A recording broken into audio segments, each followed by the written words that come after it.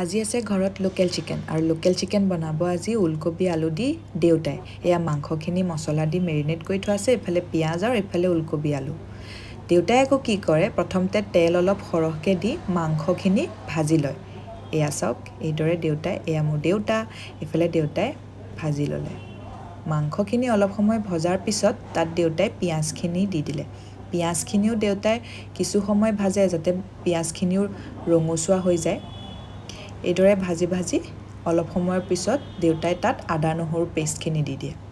সেই আদা নহৰু পেষ্টখিনিও কিছু সময় ভাজি হোৱাৰ পিছত দেউতাই তাত ওলকবি আৰু আলুখিনি দি দিলে।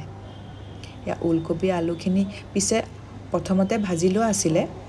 সেইখিনি এইদৰে ভজাৰ পিছত দেউতাই অলপ পানী দি দিলে ইয়াত। সেই পানীখিনি তাৰপিছত শুহিব দিলে আৰু তাৰপিছত মাংস এয়া হৈ গ'ল ৰেডি। মই এতিয়া যাওঁ খাবলৈ। Bye bye.